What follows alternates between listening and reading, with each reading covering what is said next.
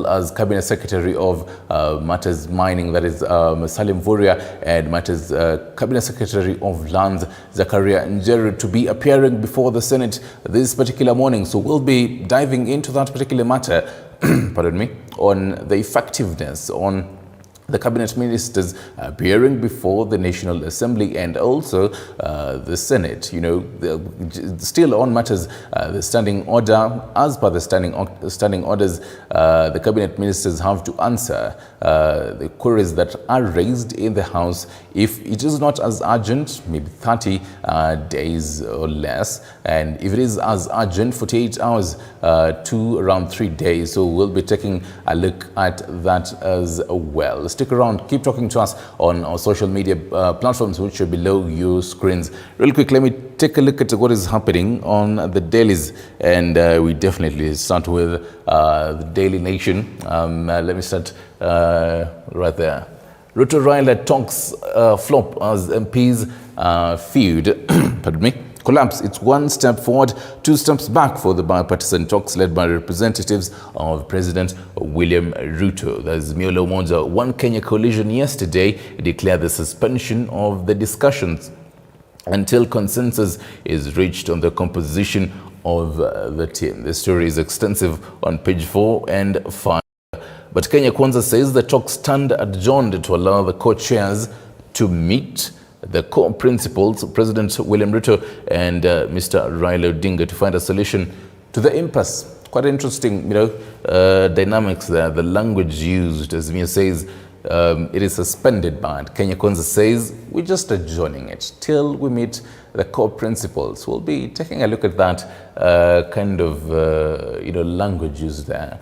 And this particular story was trending yesterday. It is going to be still trending today. Mother from hell, or mental illness case.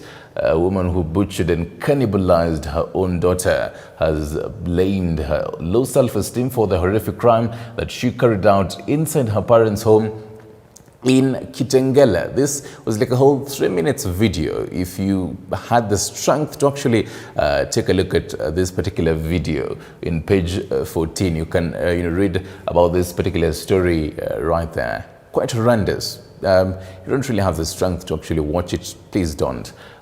President's 50 billion shillings weekly debt headache. It is on the back page of the Daily Nation. President Ruto's Kenya Kwanza administration is reeling under huge public debt burden, with loans maturing at a rate of 50 billion shillings every week. And the situation is further compounded by revenue collection shortfall. And away from that, let's get into matters classroom. There you have it there. Teachers say no to pay cuts for proposed housing fund. So there's that particular 3% to be deducted from salaries of government workers, as opposed by let me just have that well for you. There you have it. Pardon me. Okay, there we have it. All right, that is on the front page. Let's get into the nitty-gritties of what the Daily Nation speaks about. Game for ages as Arsenal Man City clash. Oh, it is the 26th day of April. It is going to be definitely one particular game, I'm pretty sure, as an EPL fan, you're really waiting for. The Arsenal versus Manchester City. I'm really hoping, you know, Arsenal maybe loses this particular game because at the end of the day, Man City will win. But we'll definitely have a look at how this will shape up. Let's get into something still on matters, you know, politics. Ruto Raila talks hit a dead end as MPs clash on committee. So negotiations have been suspended pending resolution on impasse. From matters politics, let's get into something else here. What is happening in Kilifi?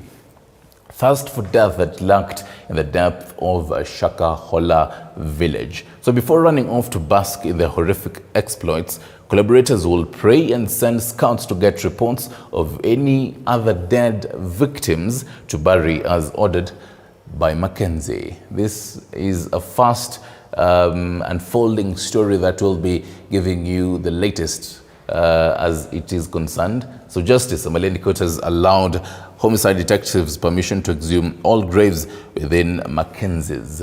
And so far, 90 bodies recovered so far, and counting. We'll be giving you the latest on how many will be unburied this particular day on Wednesday.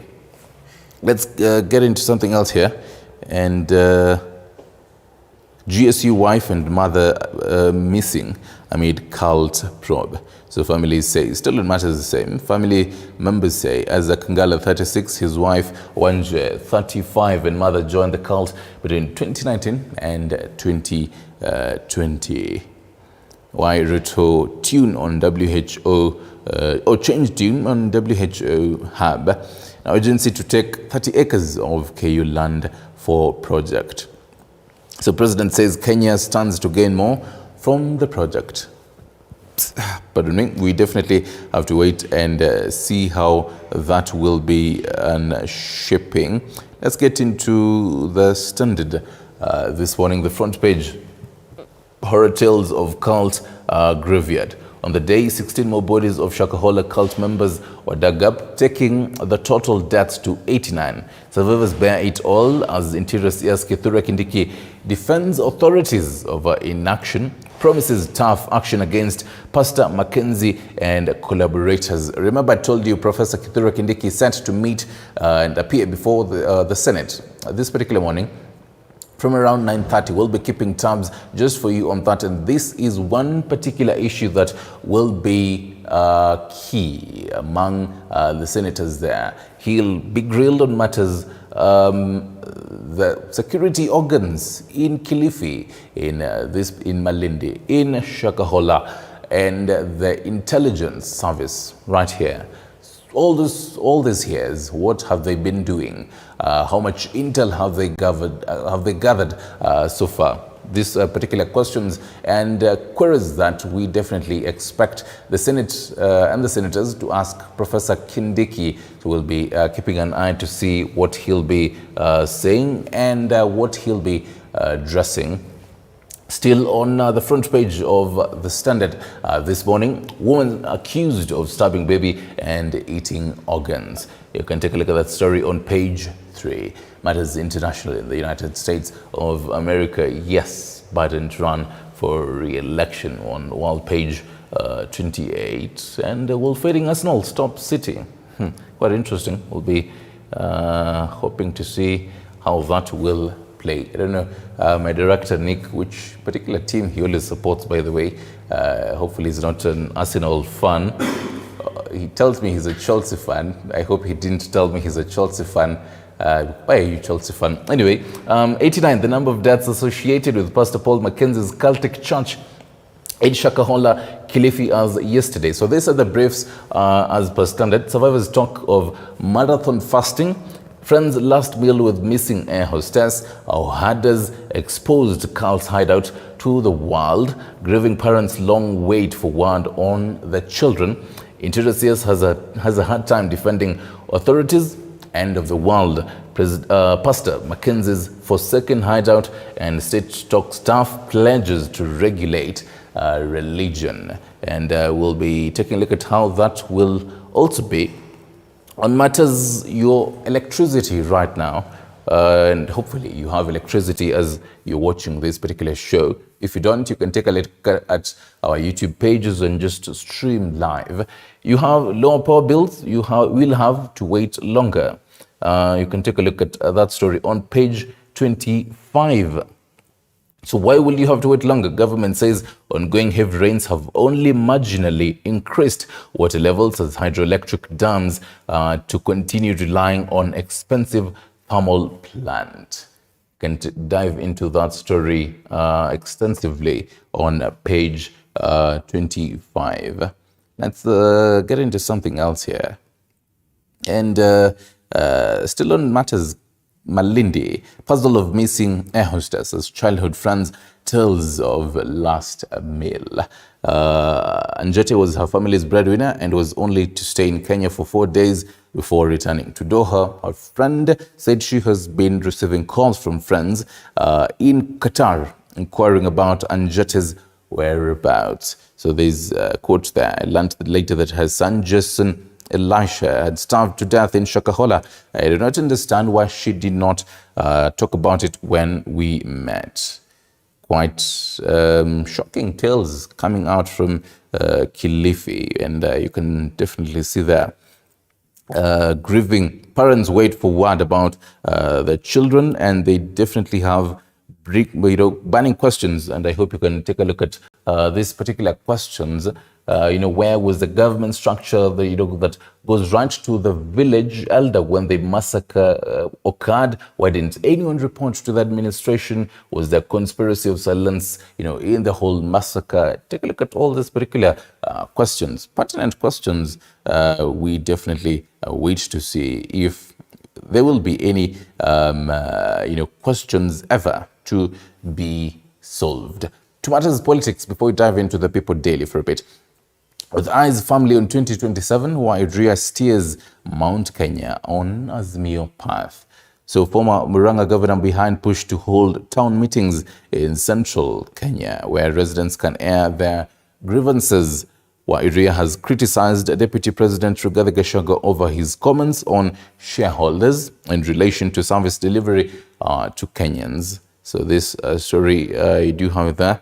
And the particular quotes here by Ngujiri Mbugu, who's a former Nyeri Member of Parliament, and Ndwati Ngugi, who's a Member of Parliament for Gatanga. So Mbugu says, if you make the mistake of breaking into small factions, we shall give the person running the country options of who he can work with when he wants to engage the region. The more options he has, the less power any of those who want to be the kingpin will have.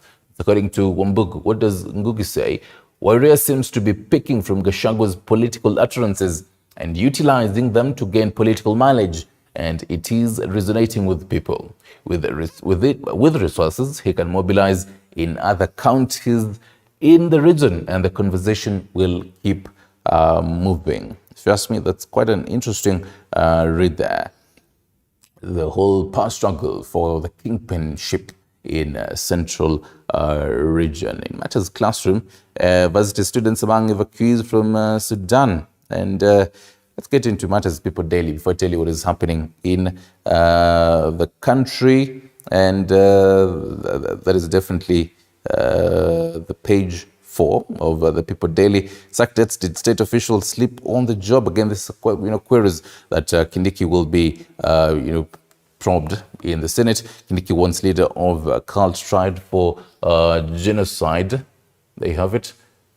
Interior CS Mackenzie's crimes are punishable under both international and Kenyan sense of law. Senate hits out at 4 governors for failing to account for funds matters devolution. We'll be diving into all these particular stories later on with the guests this morning. So stick around for that, right?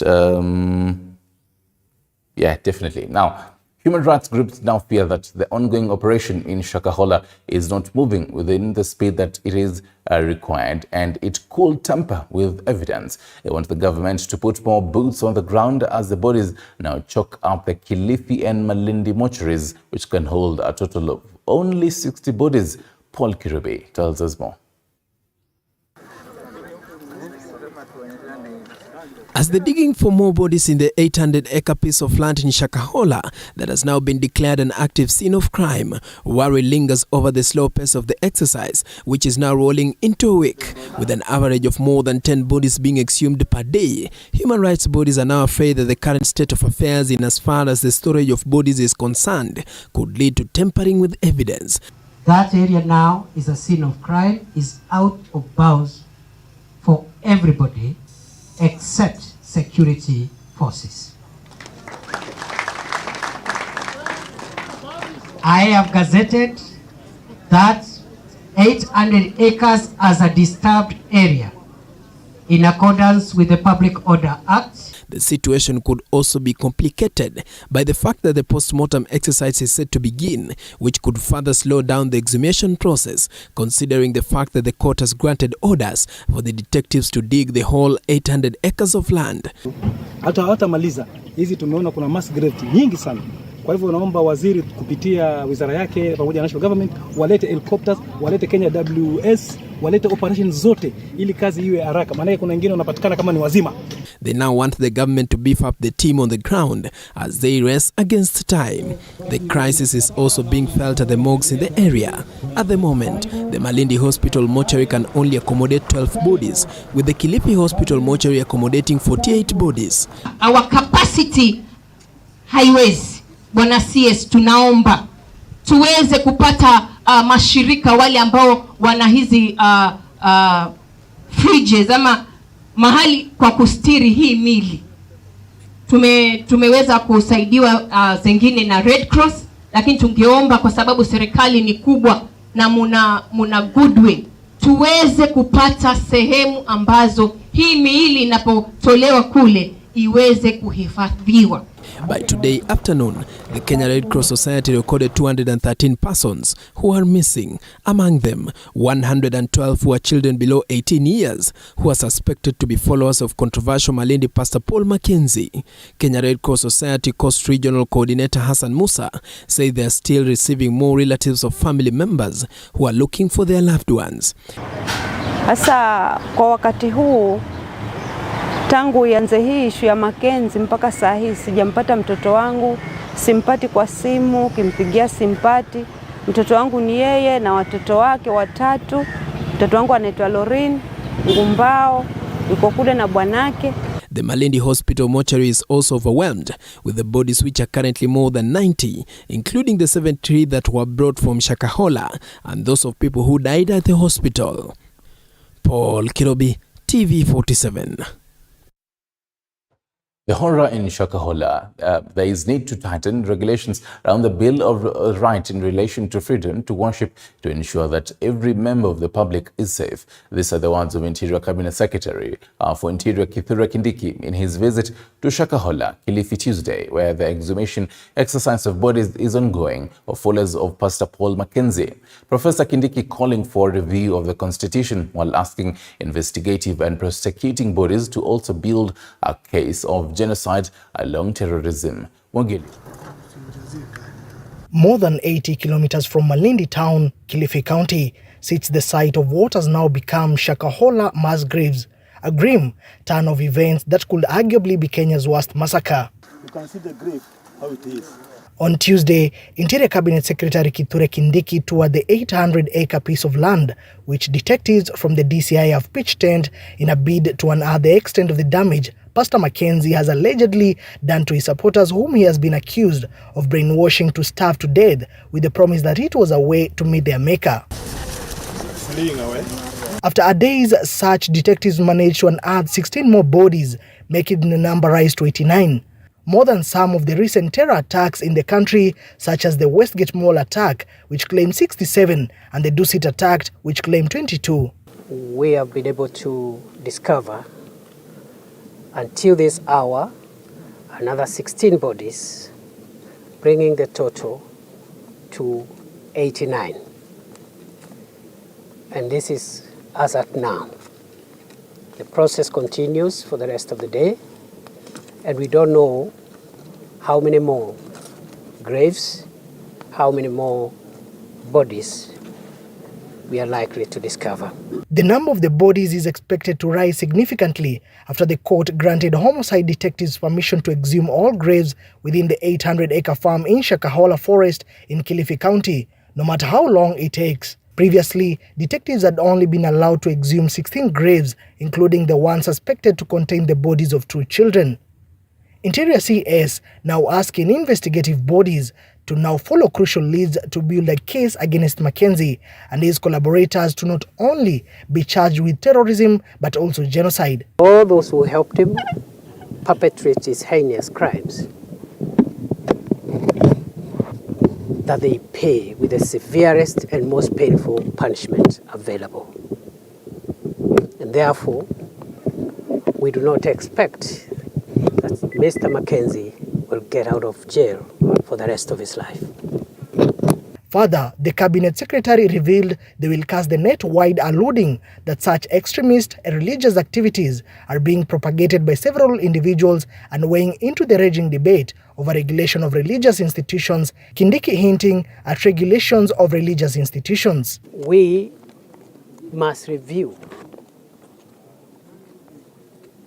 and ask ourselves if anybody, anywhere, anyhow, can preach anything. We must answer that question as a country.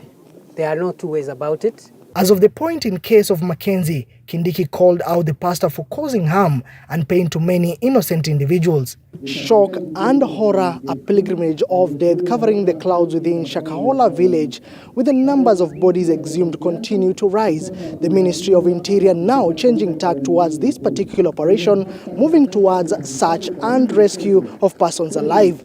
Mwege William for TV47 in Shakahola village, Kilifi County. Now, still on more horror in Kajiado County now, and a woman who is suspected of murdering her child in cold blood and eating her internal organs in Kitengela, Kajiado County, will be held in custody at the Kitengela police station for a period of 10 days to allow police officers to conduct investigations. The suspect, identified as Olivia Nasirian, was arraigned at the Kajiado Law Courts earlier yesterday, where the police requested to be given 13 more days to conduct and complete the investigations over the gruesome murder. Chichi Josephine tells us more. Tonight, police are still grappling with trying to understand what led to these heinous acts that shocked the nation. Stop! Stop! This is despite a spirited pleas from her neighbors outside her house who had responded to screams. It is reported that she locked herself and her daughter inside the house at the time of the incident. The suspect would go unconscious and woke up at Kitengela Hospital on Monday morning, where she was rushed, and hours later, clad in a grey jumper, dark trouser and a face mask, Nasirian appeared before Kajiado Principal Magistrate Jane Kamau to face possible murder charges. Your Honor, the suspect was arrested on 23rd of April 2023, being a suspect of murder. Kitengela detectives had applied to be allowed to hold the suspect for 14 days as they finalized investigation into the incident that caused heated debate both off and online. Your Honor, in respect of that matter, we request this Honorable Court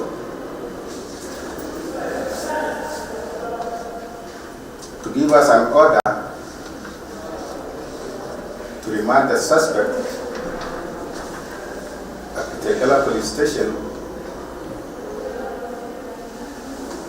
for 13 days to enable us finalize our investigation. Detectives working on the case say they will be piecing together what transpired moments before the heinous crime, including a phone analysis on who she spoke to before the incident. The case will now continue on May 8th. Chichi Josephine, TV47. Now, the new mosquito variant poses a huge threat to urban and peri-urban dwellers. This is according to the Kenya Medical Research Institute, KEMRI, that says a collaborative effort is required in order to curb the effects of Anopheles stephensi that threatens to undo the gains made in malaria treatment and management in the country. As Kenya works round the clock to sustain its war against malaria, a new threat is emerging, one that could pose a new headache, mostly in urban areas which have seen little intervention in terms of limiting malaria spread due to its low risk levels. Scientists say the discovery of the Anopheles stephensi mosquito species has the potential of clawing back the gains made, as it is a mosquito species that is capable of transmitting both Plasmodium falciparum and Plasmodium vivax malaria parasites, making it resistant to the current vector control measures. It's found in areas where the current control tools do not work, because we use a lot of insecticide-treated nets. We use a lot of indoor residual spraying, spraying of the houses with the insecticide. We also use drugs and the various diagnostics. However, you find the vector control tools that we have in place won't work for this mosquito. Experts say what makes the new species deadlier is the fact that it thrives in the urban setting and is mostly active during the day, while it breeds in the same conditions as the other species. It's known as a container breeder. So it breeds in areas where these interventions do not work. Meaning then, because it's very efficient in transmitting the disease, it will now bring the disease from the endemic areas to the cities where we don't have the disease. And then, considering cities, we have many people living there, then many people will start getting the disease. Dr. Damaris Matoke, the head biotechnology research program at Kemri, says the new mosquito species is originally native to parts of South Asia and the Arabian Peninsula. Anopheles stephensi has been detected over the last decade in 5 countries in the African continent. The species has been known to transmit the disease in Asian countries, but recently, it was around last year, it was reported in the horns of Africa, Djibouti, Ethiopia, and others. But also December this year, we reported the mosquito in Kenya, in Marsabit County. And this, the species is known to transmit urban malaria, also peri-urban, meaning then it will take us back to where we were in the years, so we should be concerned about it. Children of school-going age are now at higher risk of contracting the disease, which is one of the leading causes of child mortality. According to recent data, it kills about 500,000 children every year. That translates to over 1,300 dead children per day. Even though the mosquitoes are yet to be reported in any of Kenya's cities, in Nairobi County, the risk areas include Kibra, Kawangware, Pipeline, and Embakasi areas. We have not yet reported it in Nairobi, Eldoret, in other cities, even Mombasa yet. However, it's likely that it will be here sooner than later. Therefore, Kemri is working closely with the Ministry of Health in surveillance. Our lab actually participates in surveillance, looking where the vector is and whether it's infected, and also trying to roll out control measures. But also we are trying to see if we are seeing more cases of malaria in areas where it is, that these patients are treated and managed, and also they working with the various partners to control the mosquito. Dr. Damaris further says there's need for a collaborative effort to be undertaken in order to curb the effects of the new strain, including actively involving the community in the control measures. The concern should be more of what can we do? Are the communities aware? Is the normal common mwananchi aware about the strain? And once they are aware, can they, because this one will need a collaborative engagement, not only from the research point of view or the implementer point of view, but the community needs to be actively involved, especially in destroying or removing the breeding places. In a bid to stop the new threat, the WHO is recommending a 5-pronged approach, which includes increasing collaboration, strengthening surveillance, improving information exchange, developing guidance, and prioritizing research. Zainab Mohammed, T47. Let's stay on this matter for a bit now. And Kenya has joined the world in marking World Malaria Day Tuesday. As stakeholders in the health sector show optimism following the reduction in malaria cases in the country. And as Elizabeth Atinina reports, as some counties walk with their heads held high for walking in the right path towards malaria elimination, some counties like Vihiga have nothing to smile about as they continue to report an increase in malaria cases. Today, the 12th of April 2023, all roads led to Ekerenyo grounds in Nyamira County, where public health officials and organizations came together to commemorate the 16th World Malaria Day celebrations themed Time to Deliver Zero Malaria, with investment, innovation and implementation highlighted as the 3 key pillars in the fight against malaria. By bringing together partners from across the private, media and creative sectors, as well as prominent champions and communities fighting malaria every day, we know that we're changing political and public perceptions. That not only is zero malaria possible, but that Kenya can be at the forefront of the race to zero. The African continent is still bearing the greatest brunt of malaria, accounting for 95% of malaria cases and deaths.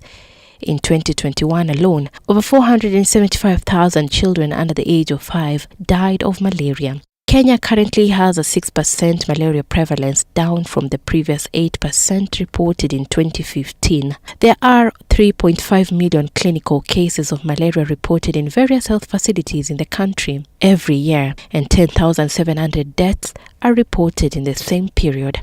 Out of 40 million pregnancies, 13.3 million, representing 32%, were exposed to malaria infection during pregnancy, which increases the risk of low birth weight. East and Southern Africa have the highest prevalence of exposure to malaria during pregnancy at 41%. Nyamira County has also reported a significant decline in malaria cases from 8.9% to 1%, with community health providers being cited as the main contributors to the reduction in malaria cases by reducing the burden by 40%, thereby reducing the cost of malaria diagnosis and treatment at the household level. Nilikuwa naongea na gavana Nyaribo, ameniambia kwamba ako na 1,400 community health promoters. Najua mmewazoea kuwaita community health workers or volunteers. Now we have called them community health promoters. We want to train them, and in the next 1 month, His Excellency the President is going to launch. We are going to kit all the community health promoters. And as Nyamira County boasts of having reported a decline in malaria prevalence, the situation is not the same in Vihiga County, whose prevalence is at 22%. Ukiangalia watu 1,000, utakuta kwamba 266 ama watu 266 watipatikana wakiwa na malaria. So tunaona kwamba malaria burden in Vihiga bado iko juu. 2020, the mortality rate increased to 15.1 per 100,000 before decreasing slightly to 14.8 per 100,000 population in 2021. The emergence of invasive malaria species dubbed Anopheles defensi, a reduction in malaria funding by 10%, and threats of resistance of malaria parasite and mosquitoes to insecticides have been cited as the main setbacks in malaria control and prevention in the country. The government is now planning to distribute more nets to households, especially to the 8 counties in the lake endemic region. In 2024, the government targets to distribute 18.3 million nets. Na mwezi wa pili tuliweza kuweka dawa kwa kizungu inaitwa biolarvicide kwa hivi vidimbwi, na tuliweza kufikia vidimbwi 36, na tuliweka kabla msimu wa mvua, ili wakati msimu mvua ukianza na umbu zikizaana zitaweza kuwawa na hiyo dawa ambayo tuliweka kwa hivyo vidimbwi. Unahakikisha kwamba mazingira unayoishi ndani yako safi. Kama kuna vichaka karibu, unafyeka hizo vichaka. The good news is that 82% of cases and 95% of death were averted in the WHO African region. The World Malaria Day celebrations in Nyamira County were graced by Education Cabinet Secretary Ezekiel Machogu, his health counterpart Susan Nahumicha, stakeholders from the public and private health sector, and headed by the leadership of the Nyamira County government and residents from Nyamira County.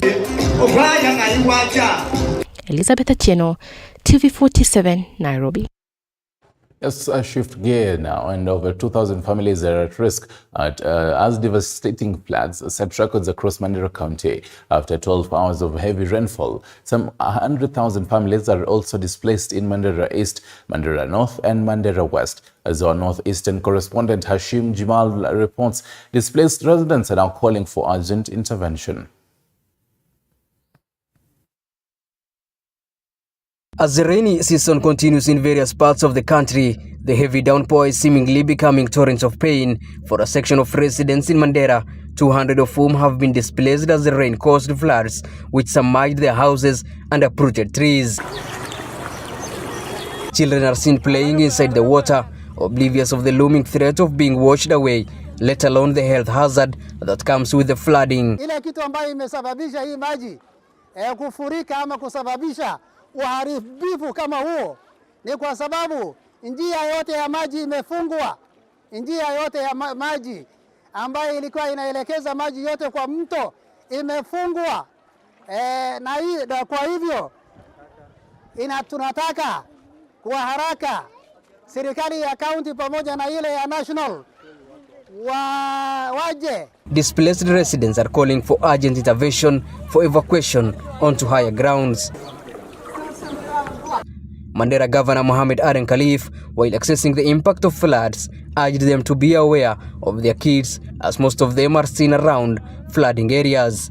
Governor Khalif added the county will immediately commence relief intervention to most affected families. Nataka niwaeleze wazazi waangalie hali ya watoto yao. Naona watoto wanacheza na maji. Kila rainy season kama hii tunapoteza watoto wetu. I appeal to all our partners who have been with us for a long time to also stand with us at this difficult time. Mandera County Commissioner Amos Mariba told the residents to move to higher grounds so as not to be affected by the floods. Tutaomba kwamba wananchi pia washirikiane nasi wakati ambapo wataambiwa wahamie kwa nyanda za juu na waone kwamba hawahadharishi maisha yao, kwamba wanafuatilia hivyo. Kenya Red Cross has also embarked on sensitization among the residents for them to move to safer areas. Hashim Jimal reporting for TV47, Mandera County.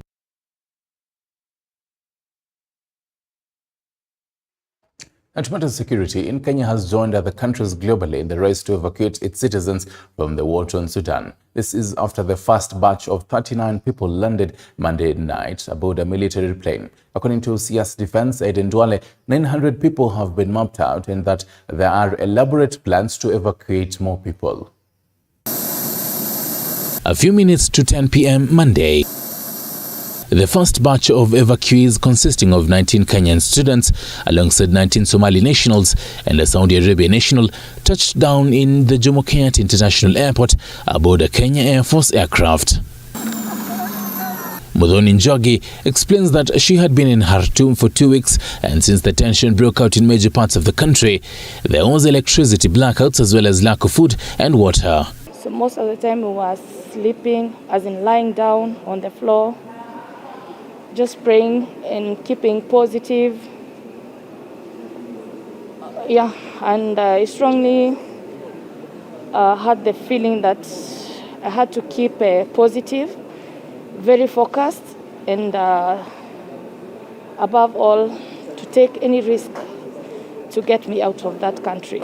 At the same time, Njogi tells us that she took the opportunity of the proposed 72-hour ceasefire to make her way to the South Sudan border, despite the billowing of smoke and loud explosions around her. At a certain point, I was carried by a donkey because it was late and there were no vehicles.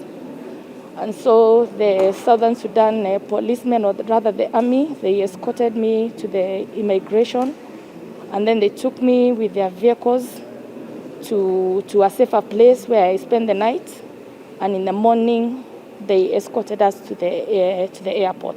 This even as Defense Cabinet Secretary Ed Ndwale has noted that there are active multi-agency evacuation programs which are ongoing and that 900 Kenyans have been mapped out so far. Kenya Defense Forces are assessing and the Air Force are assessing the situation, and we are ready to pick anytime as many trips as possible, and we will share with you every time we have done that kind of an engagement.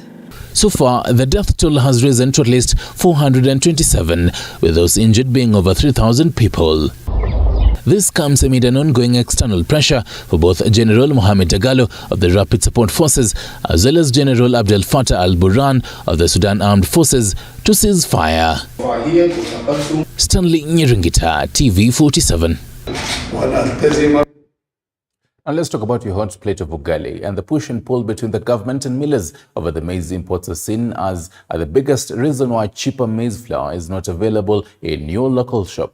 A spot check in many retail outlets reveal that most brands still cost upwards of 200 shillings. This as the government read the Riot Act to millers, who it believes are behind Kenyans' woes. Gilbert Nalwa tells us more. It is still not clear until when will Kenyans have the cheaper and affordable unga in the shops, as many retail shops are yet to stock the cheap unga. A spot check in the Quickmart and Naivas supermarkets within the Nairobi CBD reveals that prices are still too high, some as high as above 200 shillings. In the Quickmart shops, Jogo is retailing at 251 shillings, Pembe at 208 shillings, while Soko and Ugali Afya current prices are 200 and 263 shillings respectively. Taifa is retailing at 198 shillings in the Naivas supermarket, while Soko and Dola in the same supermarket going for 188 and 199 shillings respectively. This prompted a meeting between Agriculture Cabinet Secretary Mithika Linturi and maize millers in the country, Linturi taking it hard on millers who are yet to comply with the government directive to import duty-free maize so as to help bring down the prices of unga. Government in its wisdom decided to forego duty. According to the Cabinet Secretary, only 3 major miller companies have complied with the directives and have managed to bring down the cost of their unga, while majority have remained adamant. There are few friendly millers who are concerned and who are supporting government, and they are taking the maize and they have brought down the cost of that unga. The government granted millers a grain importers duty waiver of 1.4 metric tons of maize and 1.1 metric tons of rice in December 2022 to lower maize flour and rice prices. The maximum I can wait is 7 days. And I am only waiting for 7 days to furnish me with documentary evidence as a company that you have sourced your goods. The CS noted the underperformance by the millers and grain importers in the importation of maize and rice, since less than 10% of the commodities have been imported after they were granted import duty waiver by the government in December 2022. The intelligence that I have is that some of you took permits to go and hawk and sell in town for some money. And that's why probably I'm in this kind of a situation. So, because you did not have that muscle. So I am telling you that for purposes of moving us forward, and you are holding that document, and you realize you've had 4 months, you've not been able to do something, please surrender. So far, only 90,621 metric tons of maize and 95,381 metric tons of rice have arrived in the country, according to the official data from the Ministry of Agriculture and Livestock Development. Linturi warned unscrupulous millers and traders who are alleged to have imported maize and rice under the tax waiver quota and attempted to re-export the same grains to the neighboring countries. Gilbert Nalwa, TV47, Nairobi. Let's talk politics now. And Kenya Kwanza and Azimio coalition's bipartisan talks hung in the balance after the two sides failed to reach a consensus on the composition of the crucial body meant to end the country's political crisis. The inclusion of MPs Aden Kainan of Jubilee and David Kusing of the Kenya Union Party proved to be a Herculean task, forcing the co-chairs of the bipartisan team to adjourn the sitting to go and meet President William Ruto and Azimio leader Raila Odinga on the way forward. Apollo Kumau tells us more. Another week, another stalemate. Kenya Kwanza and Azimio coalitions left the dialogue table without a deal on the inclusion of Elders MP Aden Kainan of the Jubilee Party and Kenya Union Party's South Pokot MP David Kosing, with the two sides holding separate press conferences, with Azimio saying the talks have been suspended, but their Kenya Kwanza counterparts playing safe that the talks have only been adjourned. We've hit a stalemate and we've suspended these talks until such time as there might be consensus along the lines reached or the position changes. As we take an adjournment today, it is to Honorable Otiende Amolo, the co-chair of the Azimio Coalition, and myself to meet His Excellency the President, William Samoei Ruto, as an appointing authority, and also meet the former Prime Minister, the Right Honorable Raila Odinga, as a co-principal and appointing authority. Once again, just like last week, the bipartisan team retreated to the two leaders, Azimio leader Raila Odinga and President William Ruto, on the way forward. This time, the co-chairs to have a sit-down with the two leaders, where they will present the two leaders with three options. 1, to remove the two MPs from the bipartisan team. 2, the two MPs to resign, or they be retained in the team, a win for the two sides. So that we can give them a report, and once this is done, including if they opt to exercise the options we have given, we can actually report to the country the progress we have made by this Friday. The sticky issue of Kosing and Kainan representing the opposing sides, but claimed by the two sides, may have been settled in part by the Registrar of Political Parties, Andy Rito, in a letter addressed to Minority Leader Opiyo Wandayi, that there is no coalition agreement between Kenya Kwanza and the Kenya Union Party, meaning Kosing should represent the Azimio team in the talks. On paper, the position stated by Azimio may be correct, even with the Registrar of Political Parties and everywhere else. However, as a matter of fact, that may not be the case, because we all know what has happened to Jubilee as far as Azimio is concerned. We have confirmed from the Registrar of Political Parties that the position so far is that Jubilee still remains in Azimio. They have not exercised their rights under the coalition agreement to withdraw. And as such, there's no way one member of Jubilee who is part of Azimio can be part of the membership of the opposite team. With the talks facing an imminent collapse if no solution is found by Friday, when the team will again report on progress made, Azimio has now dished out the mass action card, slated for the 2nd of May, but their Kenya Kwanza counterparts want them to suspend the demos until the white smoke billows. The right to protest is in the Constitution, and you cannot be accused of bad faith when you exercise Article 37 rights. Azimio should actually not carry on these demonstrations until the outcome of the talks is laid on the table. Lawyer Paul Mwangi was appointed by Azimio to the bipartisan team secretariat, pending the nomination of his counterpart by Kenya Kwanza. Another week, another stalemate. The bark to save the talks now stops at the principals in yet another make or break moment. Apol Kamau, TV47 in Nairobi. And that story by Paul Apollo Kamau takes us to our short break, the first short break right here on Morning Cafe. Then we'll be right back to discuss that exact story, matters the stalemate and matters Unga. I know the guests are right here. I'll be introducing them later on, so stick around.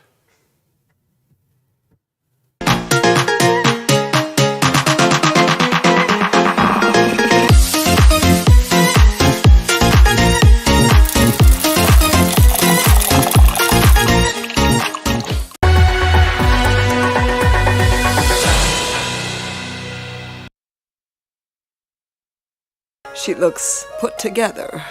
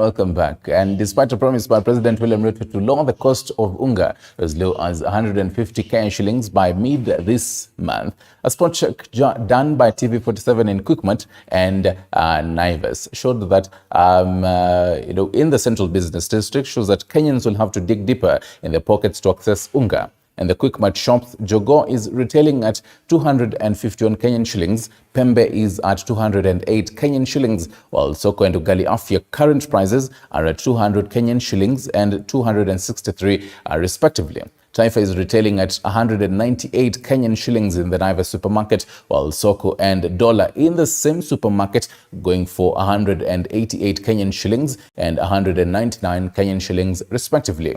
However, the government has turned the heat on the millers for underperforming on importing maize despite a duty waiver since December 2022.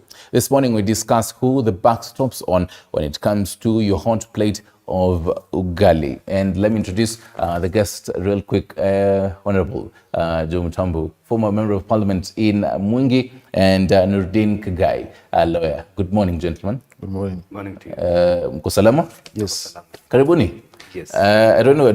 Let me start. The government was saying, and according to the Cabinet Secretary Linturi, you have to move away from matters ugali and try to have rice. I don't know when was the last time you even had ugali and how easy it was to actually access it. First, before we proceed, when you mention Mwingi is large.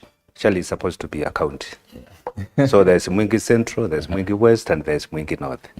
I was serving Mwingi Central constituency. Okay. Yes. Okay. So we have to be precise so that people don't get confused. Mwingi where?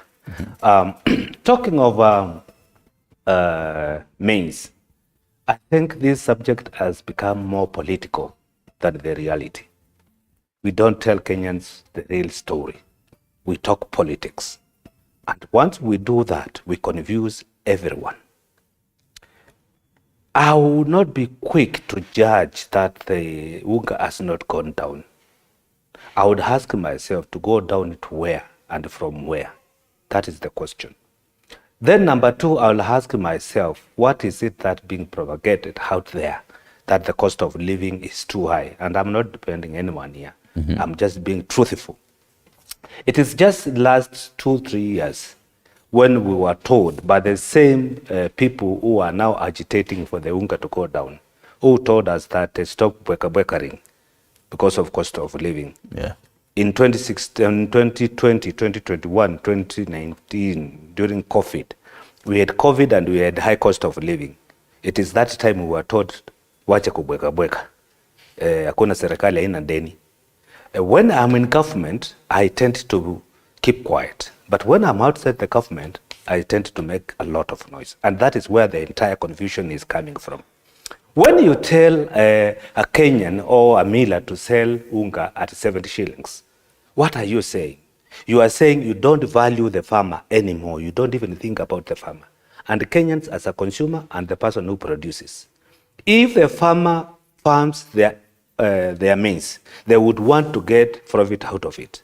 So when you tell the miller, sell unga at 70 shillings, you are basically telling them to go to the farmer and buy that maize, a bag of maize, at either 2,500 shillings or 3,000 maximum. And use his kadabra means to make his own profit without taking into consideration the cost of production, without taking into consideration the transport, without taking consideration of the people who are working in that milling factory, without taking consideration of the electricity, without taking care of the packaging. You are just telling him, go to the farmer and ask the farmer to give you a bag of maize at 3,000 shillings. So you feel like the government is too hard on... Number two, when you talk of the government subsidy, what are you saying? You need to elaborate. We are asking taxpayers to pay government more taxes so that government can subsidize the maize. So in reality, we are just saying, remove the money, give it to the government, to give to the miller, to give you a cheap maize. That is what we are saying. So when you look at the entire thing with a microscope, you will understand where the problem is. The problem is politics, not the cost of maize. Number 3, as I wind up on this subject, when we talk of millers, I'm a businessman. These people, they had bought their maize, they had their stock. All right? One, we are treated by the narrative the government has got no money. What does that tell you? That the mailer has not been either compensated for what he could have lost. All right? And he's a businessman. And you want him to lower the price tomorrow, not considering that his stock, which was in the store. We are not considering that. We are just telling, lower the maize, we will pay you. And we are coming from a situation whereby these people who were promised by the previous government that will be paid. So subsidize the maize, lower the maize, and they did so. Up to today, they are crying. So those are the issues which are there and which need to be addressed. And if we don't, it doesn't matter how much the minister talks, it doesn't matter how much Raila puts Supriya on the head. We have to go down to the nitty-gritty and to the facts so that we get them right, so that we give Kenyans cheaper unga. Right, and just to answer, when I had started with you, I had asked you when was the last time you accessed cheap unga, you as Mhesh? I don't imagine. Maybe 1969. When was the last time you had ugali on your plate? Yesterday. Yesterday. Yeah. How much did you use to buy that? It's the same thing, same price. It has never changed. Right. Yeah. Kagai, still on the same, before we actually get to listen to back-to-back sound bites from Cabinet Secretary Mithika Linturi and Deputy President Rigathi Gachagua, who spoke last week on the same matter. Still on the same. When was the last time you used, Kagai, accessed cheap unga? You know, the word cheap is relative. To some, cheap is something that they can afford, and to some, cheap is actually something above their means. Well, the prices of unga out there for everyone to see in the supermarket, and I believe that is what most people are accessing, and which, to be honest with you, is quite high, and courtesy of the fact that if you look at how the economy is at the moment. So yeah. You see, this issue of a cost of living, then we relate it to maize and what have you. You just said something here that there's the political angle. Well, both sides are going to play politics. We have to be honest with one another, because that is what sells at the moment. If you want to endear yourself to the masses, you talk about what ails them. And right now, the cost of living is up there. Everybody is complaining about it. Today, the Prime Cabinet Secretary, that is Musalia Mudavadi, will be appearing in Parliament to answer 2 questions from the area MP from Kamkunji, Yusuf, who is asking things about questions of the prices of basic commodities and in relation to fuel, which is actually at 179 right now.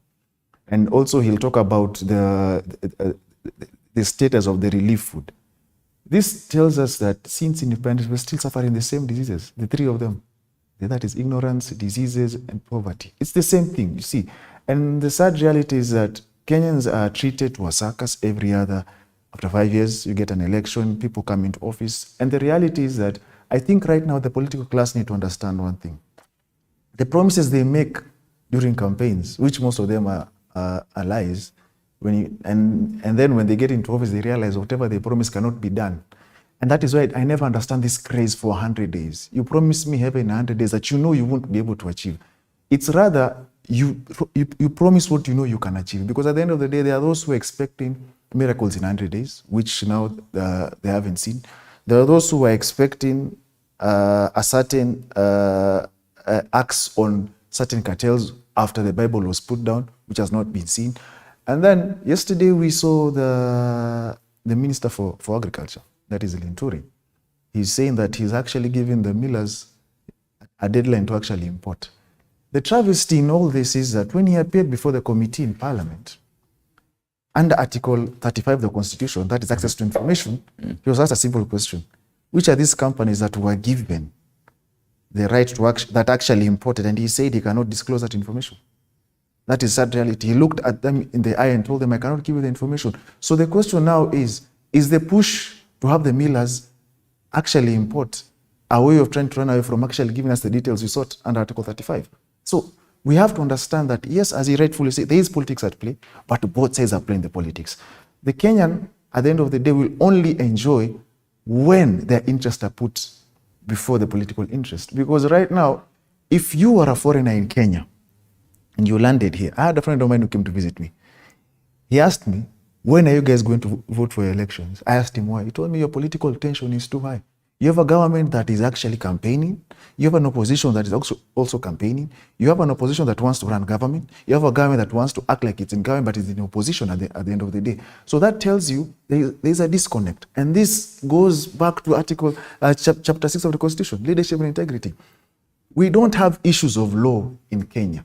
We don't have issues of workmanship. The problem is bad governance and bad leadership. And I'm not just talking about the presidency. Right. Because I'm talking about because we elect from the MCAs going up. So it's the issue of bad governance and the issue of leadership that is actually ailing the country. If you wake up early in the morning, which I know you do, on your way here, you can see the number of Kenyans who are hardworking, who wake up to look for a livelihood. If they had leaders who cared about them, Kenya would be very far. Because we have hardworking Kenyans. But the sad reality is that we are at the beg and call and mercy of the leaders. That is the problem. Because they forget that they are meant to serve you. But at the end of the day, it's more or less a king and queen relationship. So you end up having a situation where you're impoverished so that you get used after 5 years. And you get roadside declarations that actually never impact your life because they're never achieved. So the sad reality is that the day we address this issue of cost of living, because you see, you cannot address it and leave fuel where it is. And speak of matters, trying to address this particular matters, the whole cost of living. Let's hear what Deputy President Ugali was talking about last week and yesterday, what Cabinet Secretary of Agriculture, Mithika Linturi, said concerning on the millers, on the whole story of importation. The cost of unga was 230 shillings. We have progressively, through good thinking and planning, without any subsidy, brought the cost down to 190, to 180, to 170, to 160. As we talk today, on the shelf, there are many supermarkets offering unga at 159 shillings, up to 155. And I can tell you it will continue going down, awaiting the harvest in September. And after the harvest, because of the intervention that we have done to assist our farmers with subsidized fertilizer, we intend and we believe we'll be able to bring down the cost of unga to about 130, about 120. And that is what is sustainable. The Auditor General has issued a report that 34 billion shillings for the fuel subsidy cannot be traced. It was about theft. About the subsidy of unga, the one we were told that is 100 shillings, nobody found that unga anywhere. 8 billion shillings was spent at the National Treasury, and the millers are still asking for their money. All that money was stolen and diverted to the Azimio campaign. I have a responsibility to protect the farmers of this country and to ensure that they have good return from what they do. And if you understand the concept of this duty waiver, was to ensure that we unfund before we produce. So if you were to bring maize in the month of July or August or thereabout, it will not serve the purpose because we'll be harvesting in August. Since this is the time I need the maize, and after the 15th of July, I will not accept anything from outside. Any maize after the 15th, you may not be able to get market. And because government did not have money to buy, we want them to leverage on private investment and be able to benefit our people and the business people by way of duty waiver. That is our contribution as government to ensuring that we are food here. Soundbites by Deputy President Rigathi Gachagua and CS Linturi. And a common thing I hear both of them say is that they care about the farmers, and that Linturi says that he tells the millers that he doesn't want the whole importation. By August 15th, stay with your maize. I don't want it because by then we'll have on maize. And also, Deputy President says that come September, we will be having our own supply. Mahesh, I'm curious, in Mwingi Central, how's the maize production there? Is it sufficient to the whole production there? One of the scenarios we have in this country, Kenyans love lies. And that's why I want to correct my brother here. Mm-hmm. Because Kenyans want to hear what they want. And when you tell them the truth, you become unpopular. That is an unfortunate thing. Kenyans want to be lied. You tell them a lie, you are a good person. You tell them the story, a good story, or the truth, you are not a good person. That is a big problem we have. Okay? I will not stand here and lie to Kenyans that because the rain has come, we'll lower the price of unga. Because that begs the question, how much did a farmer put, okay, to produce 1 bag of maize? And will that farmer reduce the price of maize for the government to achieve its agenda? That is another question we need to ask ourselves. So before all this hullabaloo of reducing the unga, I would want somebody to tell me, in 2019, 2018, 2021, 2022, before we went to election, how much was a bag of unga? When did it hit the high mark? When? That's the question. Before I even talk about this government. When did unga go up to 250? When did you last buy unga at 250? Okay, that's the question I would want. And how did it get there? So number 2, today, yes, you have asked about Mwingi. And thanking God, it rained very well. So we cannot complain. Okay. And we are expecting some harvest. That is the truth we are expecting. But the question is, if I did farm my farm and I have 10 bags of of maize, how much did it cost me to get that bag of maize? And how much will I sell it to the miller? Will the government come and tell me, sell this maize at 2,000 and we will give you another 3,000 to compensate you? Will that happen? The truth is no.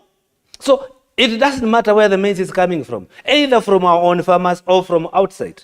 There's this story which is not coming to the end, to the clarity for Kenyans to understand. There was the issue of importation of maize.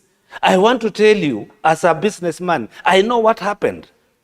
It is that time when the people were given the orders to bring the maize, the dollar went skyrocketing. And there was no dollar. And you could not buy maize with Kenyan shillings. So the farmers, you have the miller, you have the authority, you have the exemption on your paper, on your desk to import the maize. But how are you going to buy that maize? With what? The dollar has gone up. If you got that when the dollar was 119 and it has shot to 170, do you know what that means? So you'll be lying to Kenyans when you say, I'm bringing cheaper maize.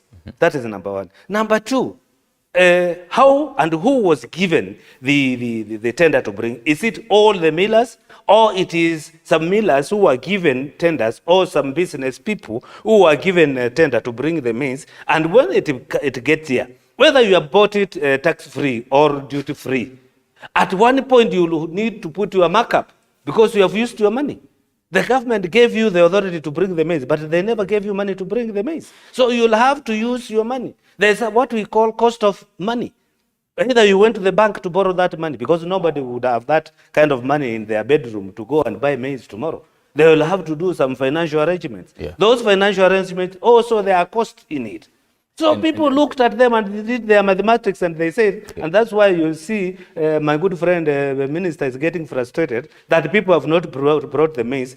I will tell you, they will not bring. And the millers are complaining that they owed about 4 billion shillings. That is 2.5 billion. That is what they were told the last time. Okay. Reduce the unga and we'll give you money for subsidy. That money never came. So they are at that hole, number 1. Then number 2, you are told to go and bring maize and lower the price. when you go back to your calculator and with your accountant, you do the math, they don't add up. Because the price which is being expected by Kenyans, you'll not be able.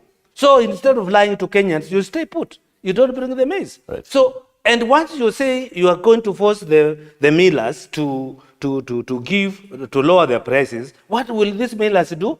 They will shut down their shops. And what are the spiral effect of that? That will have Kenyans losing their jobs. That will have nobody who is going to mill. The government does not mill. So we need to be also fair to the millers so that we get this commodity. I will tell you, for me, it is better when that unga is on the shelf and it is costing this amount of money than when there is none at all. All right. The big impact will be when there is no maize or there is no unga at the shelves. That is the concern I will have. I will not have a concern of who is lowering and who is not lowering. The debate of lowering should not be politicized. Let's keep the politics out of it. Let's see the way Kachagwa is saying that using our brains, we want to lower the maize, the cost of unga, using our brains. That is what that's the point I can pick. But not to tell the maize, the mill, I give you 7 days to lower. No. You tell him that, you tell him, okay, fine, you don't want me to sell this, I close down the business because you are not giving me cheaper electricity. It is up. I'm not paying workers lower salary.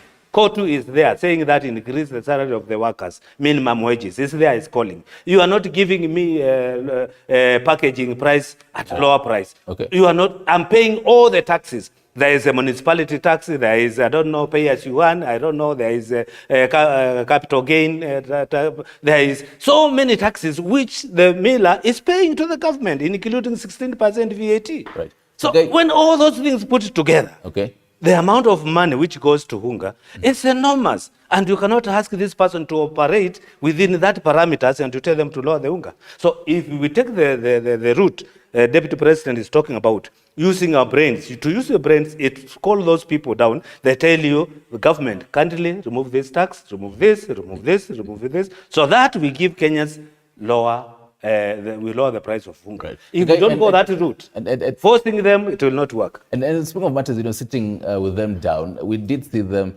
millers, sit down with the CS, but then the CS read the right act to the millers and, tell them, we're giving you 7 days ultimatum to actually comply with our, directives. And, he also, quoted matters under performance that the millers did not, import maize, even after a whole duty waiver, as by December 2022. Yes, they'll sit down. But then even when you look at the tense mood that was in there, it speaks volumes between the relation between the millers and the government. The millers on this side say, you owe us 2.5 billion Kenyan shillings and we really need this particular, money. And, way back, I think last month, the millers were saying, we won't import any maize, we won't give you any grains until you pay us. Speak on this whole relation between the millers and the government. First and foremost, you rightfully said they were called and then a riot act was read. You see, that's not how you handle it. The millers, as you see them, are businessmen. Nobody's running a charity. And the same businesses they run, the same government expects taxes from them. So you're telling this same person that to lower the cost of that commodity, but you're not talking about the cost of production. So how does that work? The cost of production is high, but you want to score political points, you are forcing them to lower the cost of the commodity. It doesn't work that way. The economies of scale don't work that way. So you have to also make their business environment suitable for them to actually perform as you would wish, at the end of the day. I saw the two videos from the Deputy President and the Minister for Agriculture, two high-ranking officials in the same government. One is talking about harvest in August, another harvest in September. So which is which? So you see, that's the problem that we have. The issue is political points. I want to endear myself to the people so that when we are seeing, whatever, like I told you, whatever we promised during how many number of days we have achieved. Because mind you, the same government is almost marking the 1 year in office. And the 1 year in office, obviously they will want to tell us what they have done. So, and this is the craze. It is among the craze that they would want to put as an achievement. But at the end of the day, you have to realize that the same millers that you are forcing, that he's giving timelines or other deadlines, cannot meet the same deadlines if those deadlines do not make sense in their businesses. Because one, as he rightfully said, they have employees. What will they be paid with at the end of the day? Yeah. For us as lawyers, we'll have a beautiful day in court representing these clients at the end of the day, because one, either they get fired and they don't get paid their dues. But you have to ask yourself, how do we solve these issues? We just talked about the rain right now. I'm hearing everybody saying how we are going to cultivate, how we are planning on harvesting. Nobody is talking about harvesting that water. No one from the government. And speaking of matters, Kagai, sorry to cut you short because I really have to take a short break right now. And speaking of matters harvesting, I really want to dive into that. Our strategic grain reserve in the country. What is happening, to it, and how should we actually have the short term and the long term? You're watching Morning Cafe. Stick around as we discuss matters the unga. Then we'll be right back. Keep talking to us.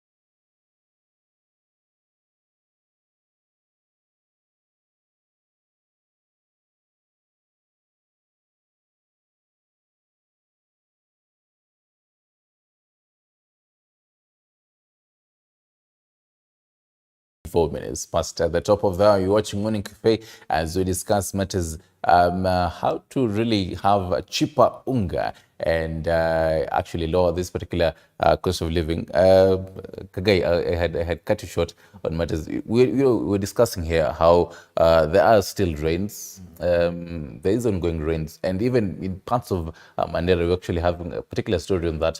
But then you're discussing matters harvesting this particular rains, so that next year we don't come back to have the same problems of drought and having importing food again, importing relief food?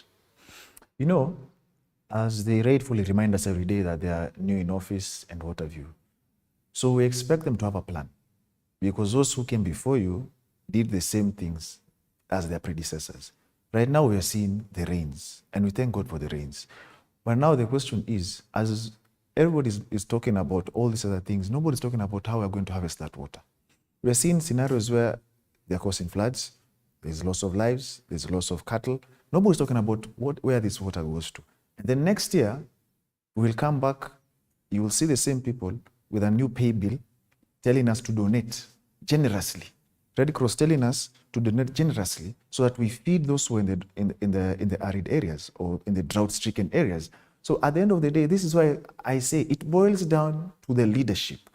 You don't plan, you don't do any research, you wake up, you see a microphone, you see a camera, and you want to endear yourselves to the people by cheap political points. You end up making reckless statements every other day and promises that you know you won't achieve. So at the end of the day, I believe those who are in office need to relax, need to plan. Because right now, as it is raining, we need a plan that will prevent us from always importing everything. Do you know, if you go to our markets, for example, you'll be shocked that most of the things there are imported are from Tanzania, are from Uganda, and we have good land in Kenya. It doesn't even make sense. We just talked about the issues of the millers. If you don't strengthen the shilling, believe you me, you'll be talking about this thing of lowering these prices of flour for the next 5 years. We'll be coming every day talking about how prices of flour are not changing. Because at the end of the day, if you don't work on your economy, it doesn't make sense. And if you don't invest in your people as well, you will always talk, and those who are on social media will always rant, and nothing will change. You know, I usually use a phrase that if you elect clowns, expect a circus. So the circus will be going on for 5 years. But today I want to change it and say, if you pray for the rain, expect the mud. Because now the mud that we are getting is courtesy of bad leadership. They still have time. They can still plan. What we don't want is a scenario where there are ultimatums. Because you don't solve issues with ultimatums. The same people you're saying you're giving ultimatums to, those are the millers. Believe you me, they might as well close shop and relocate their businesses. So who suffers at the end of the day? The Kenyan that gets unemployed, you and I who always have to cry and wait for imported food. Is that how we are going to solve our issues? And that is why I started today by saying we still suffer in the 3 diseases after independence. That is poverty, ignorance, and disease. And as you see, that is where we are. The sad reality is that politics has taken, the political tension has taken a bigger importance as opposed to those things that matter right now to the common man, as that is the cost of basic commodities. If you look at your headlines today, I'm just seeing one here. Ruto, Raila talks flop as MPs feud. Mm-hmm. That is the most important headline. Bipartisan talks that were meant to fail at the end of the day. They were meant to fail. We'll actually get to that in matters bipartisan talks, but then I'm curious, riddle with this, Kagai. Do you have a production problem or a whole reserve problem? Before I actually get to what's happened to the whole NCPB and our strategic grain reserve, where does the problem lie? You have a leadership problem that boils down to lack of planning and lack of research. And that is why you're suffering all these things. If you had a good plan, did better research, and had good leaders who actually have a vision and plan. Believe you, they actually have a plan that they launched as a manifesto. You know, it's ironical, it's called a plan, and we're not seeing the plans being implemented. So if we actually had a better plan, a follow-up, and leaders that actually cared, believe you me, we'll not be talking about these things day in, day out. Because you see, you're trying to solve issues the same way as those who came before you, and you expect different results. There's a phrase for that. That makes them be something that I don't want to mention. Mahesh, still in the same question, do we have a production problem or a reserve problem? And what happened to a strategic grain reserve? We really have to have millers, call them and tell them, I'm giving you 7 days ultimatum to follow and import the grain to the country. One of the biggest mistake political analysts make is to assume that the responsibility of building a nation is squarely under arms of the government. The moment we leave everything entirely to government, then we'll be making a big mistake. If we judge everything about our lives is government, government, government, then we do it wrong. There are so many other private institutions, okay, which which carry important roles in people's life in any nation, right? There are other organizations which are actually paid either by the government or through the donors or through well-wishers, as he's saying, to carry out many studies and to either advise the government which is there on what to do. That is one thing. Number two, when you talk of our grain reserves, the question is, where is the grain? And when that institution is there, because we have a National Cereals and Produce Board, we have that institution, which is legally constituted. And we have stores all over. Go everywhere in the country, you will find a lot of silos, okay? But we'll ask ourselves one question. Where is the maize to store? And where is the money to facilitate this institution to buy the maize? Because farmers will not take that maize to a store whereby they are not paid. One thing I like, which happened just the other day, and I saw it on the news, I think it was Moses Kuria, or I don't know who, whereby we are coming up with a solution whereby a farmer or a producer keeps their produce in a store and they are given a receipt for that storage, and you can use that receipt in the bank and either get money. That is one milestone, okay, eye-opening. That what can save this country? Because a farmer will go, I may have a lot of maize that I don't know where to keep them. So there is a store somewhere which has been opened. So safekeeping receipt, that can help. So when we start blaming the institution, National Cereals and Produce Board, I will ask myself, are we equipped them well? Do they have what it takes to store? And that thing used to happen. What went wrong? Those are the questions we need to ask ourselves. Right. What went wrong? A place whereby government would buy maize from the farmers and keep and give the motivation to the farmers that I know I'm going to farm 10,000 bags. What am I going to do with these 10,000? I cannot eat all of them. And maybe the miller want to buy at a cheap price, or the brokers. If the government sets standards of maize, so I know the moment I buy this maize and take it to the government storage, I will get paid immediately, so that I take my children to school, so that I earn my living, so that I do my other business. All right? But if a farmer takes that maize to the national cereals and he don't get paid, what do you expect will happen next season when it rains and this person don't have money to buy fertilizer? It doesn't matter whether it has been subsidized or not, because he's not getting it for free. The government is not giving the farmers this fertilizer. Tell them, take this fertilizer, farm, you will pay later after you sell your maize. Or a scheme whereby the farmers are given fertilizer and then that money is deducted from National and Cereals Produce Board once you take your maize there. So there is a lot of things which we need to think through before we start throwing stones to the institutions. If these institutions are well kept, then and well funded, then we would throw stones. But if they are not, then there's another question. Then there's also another issue of, do we have the budget or not? Then I want to support what he's saying. I will remove my heart for Raila. If I will see him in the street one day, pushing the government to do a grand force in Northeastern, in Tana River. Okay. I will respect Kalonzo Musyoka the day I will see him demonstrating in the street of Nairobi, asking government to start farming in Tana River.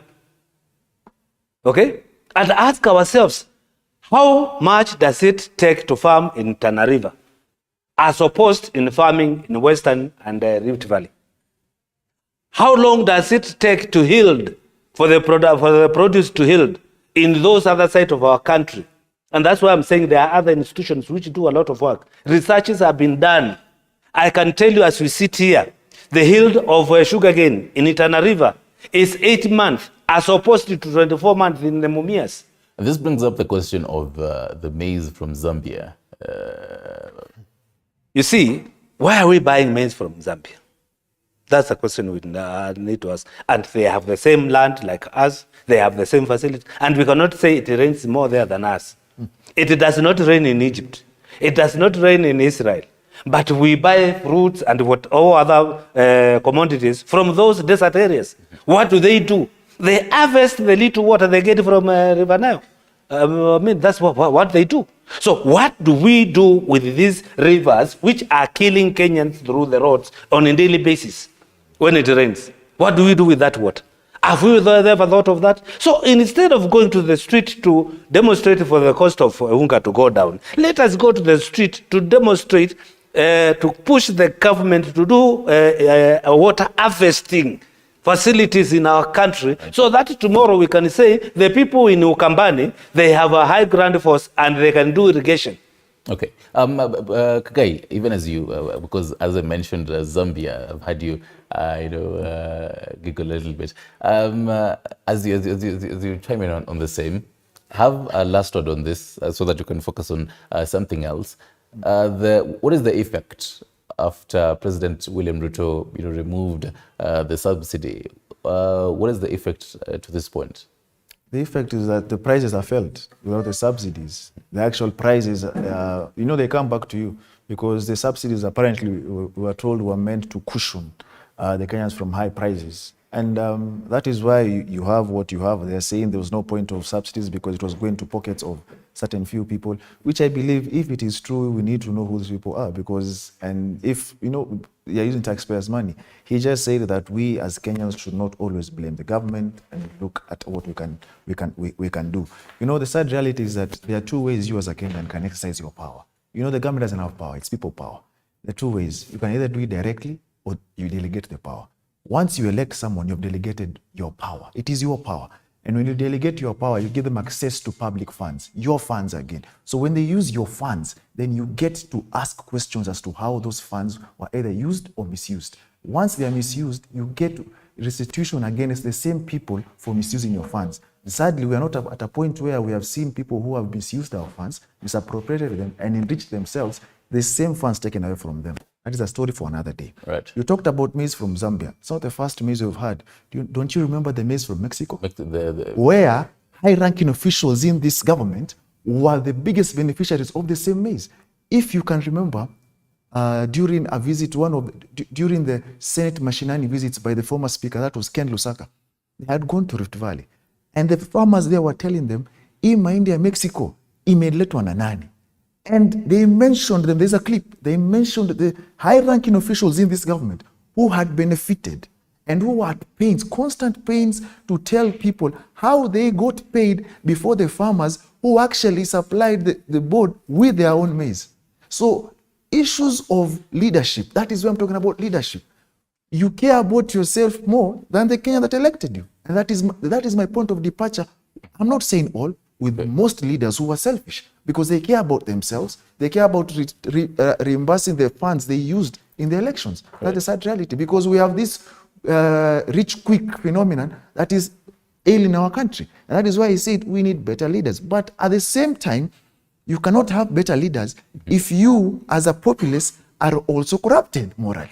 Because the leaders you have are your reflection. So for that to change as well, the Kenyan voter has to change as well. Elevate yourself so that you don't keep electing clowns into the offices. Right. And speaking of matters, keeping... If I could interject a bit. Briefly, so that we can get into something else. The Cabinet Secretary is appearing before Parliament. As a former member of Parliament, I really want to pick your mind on this and how important it is. But then you can have the last word on matters Unga as we divert into the corridors of Parliament. I don't want to be popular because I say the truth.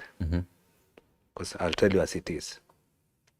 The issue of importing maize or sugar, for that matter, or rice, any other commodity, it is not based on who is going to benefit. It is based on how much do we produce as a country and what is our demand. And if there is a shortfall, it doesn't matter whether you get it from Zambia, Mexico, Ukraine, or Russia, or wherever.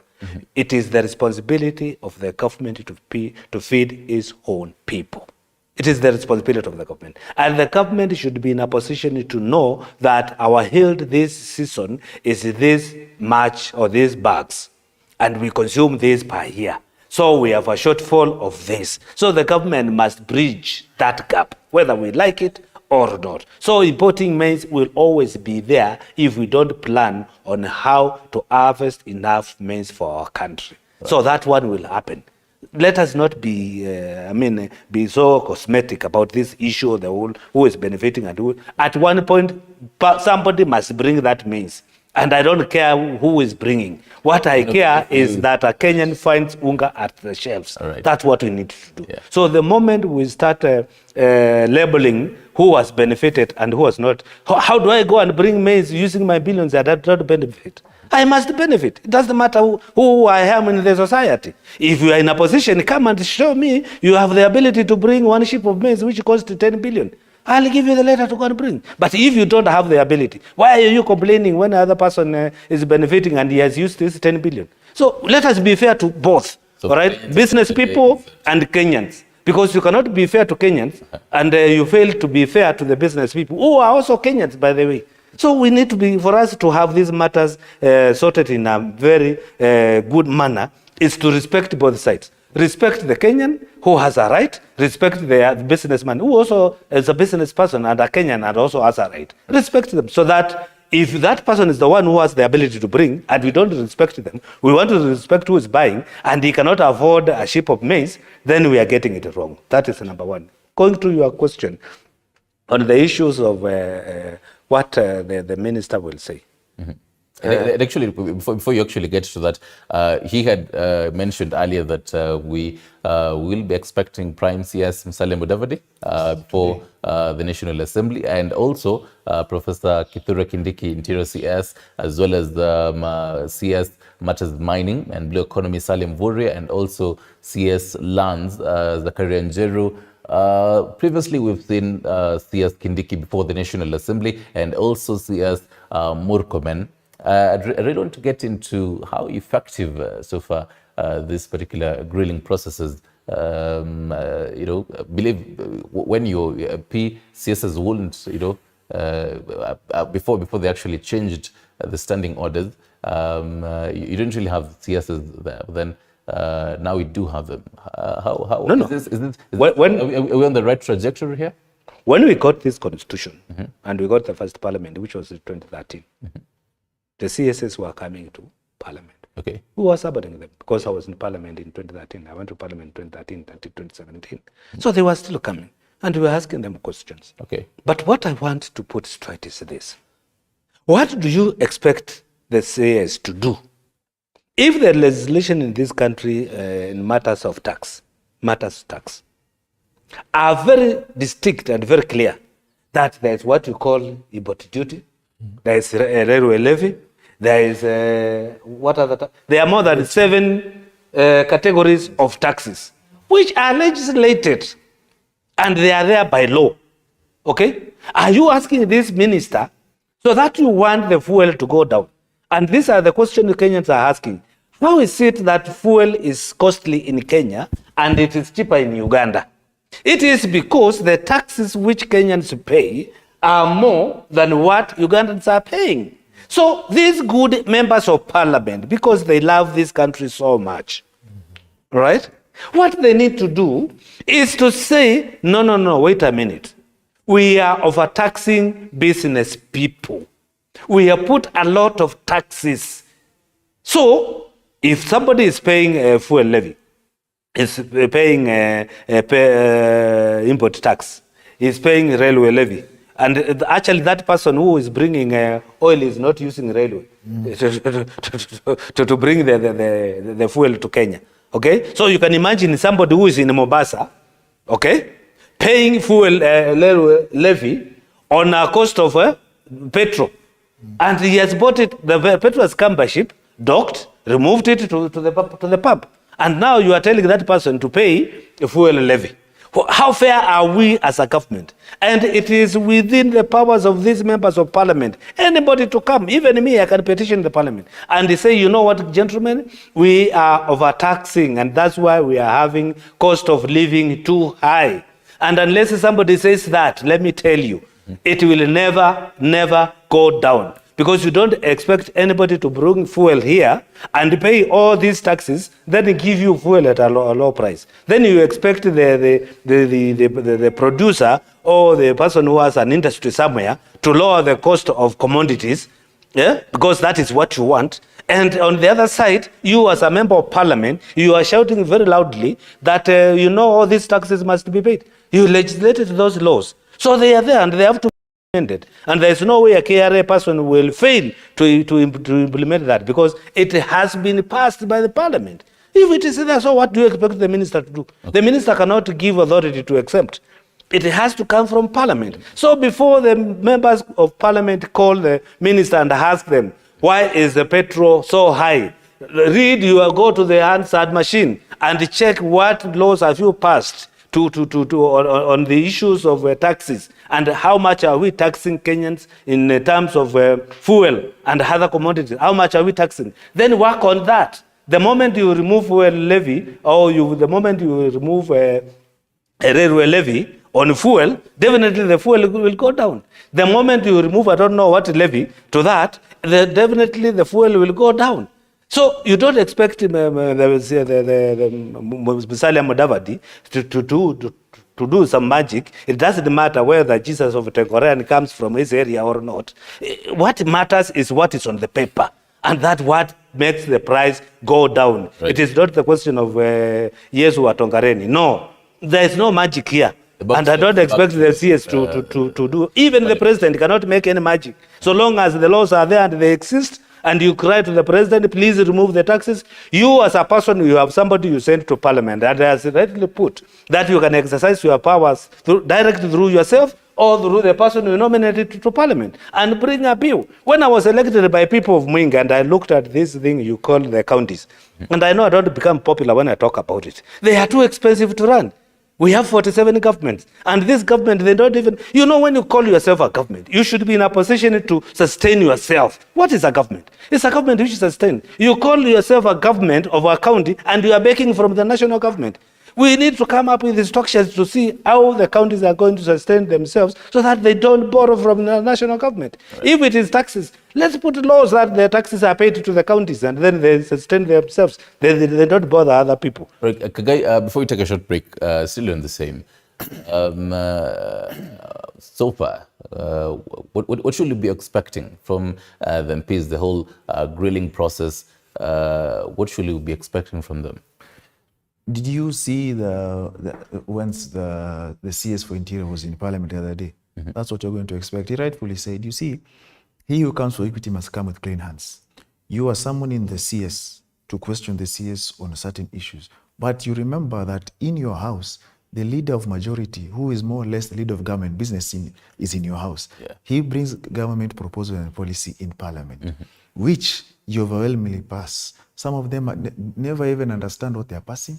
Some are never even in the house. Let's start from there. He rightfully said. So you cannot claim equity while at the same time your hands are dirty. You realize. So what we are going to see today, I'll tell you for free, will be a cosmetic surgery.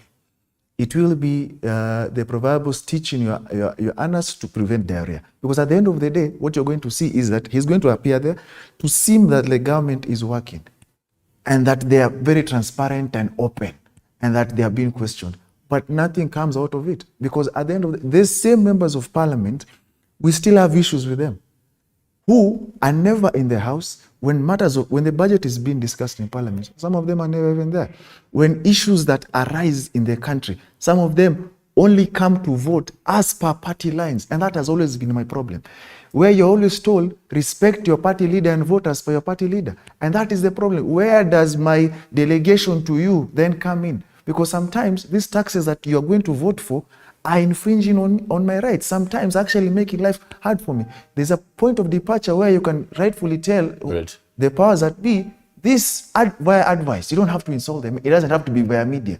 This, as we are going, this Kenyan is hurting. What about we change our way of doing things so that they can actually be able to live? Right.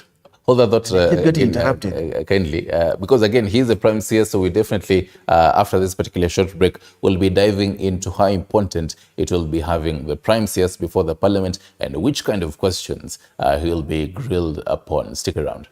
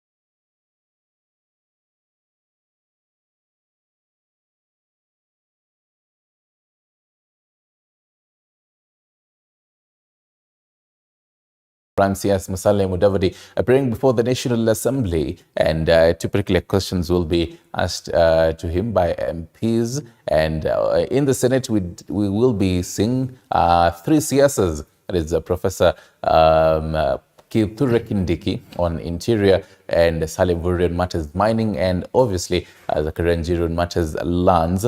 And actually, before during the break, we're having a whole heated discussion here on if the Parliament has become a toothless dog to this point, and the whole effectiveness. Kagai, again, you can continue with your point. You see, members of Parliament have three roles. That is legislation, that is oversight, and representation. Mm-hmm. Most of those who are in office right now do not understand their roles. That is why years after elections, 5 years, they'll come and tell you how they built a toilet for you. You realize, but when the gist of your duties were in Parliament, you were never there. There are those who forget that by virtue of being in Kenya Kwanza, it does not mean now you abdicate your duty as a member of parliament. Because they believe, I'm in Kenya Kwanza, so I'm in government. They forget that we have 3 arms of government, that they themselves are an arm. And being an arm of government and seeing that we have delegated powers to them, you are duty bound to oversight the same administration that you campaign for and help put in office. So when you become a rubber stamp, there was a joke that under the former administration, members of parliament were captured. Now, this one, they have been recaptured because they were trying to run away, but then now they have been recaptured. That is why, to date, we are yet to see, I know I might be judging them harshly because they are just a few months in, but to date, we are yet to see them actually show us what they are made of. Because at the end of the day, we need a parliament that one is vibrant, that is independent. The problem is that we have this issue of political patronage and political parties where people subscribe to the ideology of the political leader. Because if you check the constitutions of these political parties, most of them talk about ascribing to the political vision of the party leader. You get? And so you're always told you don't respect the party leader, so you get de-whipped. And that is a travesty, because at the end of the day, where does your independent mind come in or sets in and actually represent me? Because you are duty bound to represent me. Right. And representing me should be the highest level of representation where that my needs are catered for. Not that you raise my taxes and you don't tell me where they are going. Not that we see pilferage of funds and you do nothing about it. Not that you call CSs for cosmetic and publicity stunts and nothing comes out of it. Because we sometimes, like, I would really like to see what they do after the summons, the report they come up with, and what they follow up. Because at the end of the day, if it is a matter of just making a publicity contest where we are seeing for publicity status, we are just seeing them come into parliament to say hi to them, like I was telling you off air, how one was actually telling the former, the current CS for Interior, how he's happy to see him. He's his area MP, and finally just saying hi. And they come from the... You have woken up, dressed yourself in a good suit to go to parliament to represent me, but end up singing hosannas. And that doesn't solve the issues that I have at the end of the day. And speaking of which, Guy, Hesh, you've been in the corridors of the National Assembly. Tell us, because as he rightly put it, as a member of parliament, you have your role. Yes, keeping on toes the cabinet ministers in the executive is, it also includes in the roles. But then this grilling process, the summoning, does this subtract the MPs from actually focusing on the other roles? I would say no, because that is part of their responsibilities, and like he has rightfully said, that do they put in much focus and energy into this and maybe forget others? I don't think they do, because I would gauge what are the questions, and that is where I agree with him. When you call the Prime Minister to come before you, and you want to ask him the cost of fuel, and you want to ask him the cost of maize, basic commodities, then you are misplaced. Because as a member of parliament, your duty is to legislate. What does that tell you? You legislated a law to put taxes on fuel. So you can only call him to ask him, we did legislate a law to add taxes on fuel. Have you collected? Simple logic. You cannot call him to ask him, why is the price high? And we legislated the drop of this tax. That will make sense. All right? So if I am a member of parliament, I would put a motion to reduce the cost of taxes. Then I will call the minister to ask him, has this been implemented? Because we legislated. So I am oversighting. Right? But now here, you are calling him to ask him, why is the price high, contrary to what you passed in parliament. So that becomes an exercise of publicity seeking, what he's saying. All right? It does not make sense to me. Right? And another thing, I will not be quick to judge this government, whether it has underperformed or not. Why? Because this government has not read its first budget. What they are operating from is they are operating from the previous budget, which was read by the last regime. And there were priorities set. You know, a budget is done through various channels of expenditure, right? And those things are cascaded, and you cannot change them. If there was a road which was budgeted last year, that money should go to that road. If there was an hospital budgeted last year, that money should go to that hospital. If there was, I don't know, a school budgeted last year, that money should go to that vote. All right? So it doesn't matter whether you collect it now or you collect it yesterday. Yeah. It will go to where it was channeled during the last budget. Now, I will judge this government after they read their first budget, because we will see what kind of priorities they have brought to us as Kenyans. That is how we can judge them. But whatever they are doing today, they are implementing what the priorities were set by the last regime. That one, let us Kenyans not be quick to judge the government today that they have underperformed, that the cost of living has gone high, oh, this has gone. That thing was preset.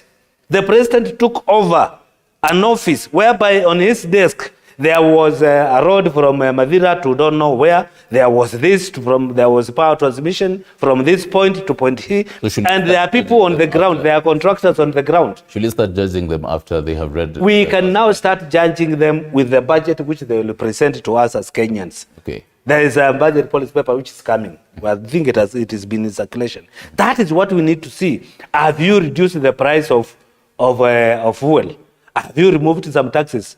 Of course, maybe we expect the cigarettes and beer to go up because that is a normal thing. But have you addressed the issue of unga on your budget? Okay. So that is the only way we can judge them. So let us not be quick in saying that this government has failed, it has not done this, and they have not even gotten their first paycheck. But their first paycheck will come with their budget.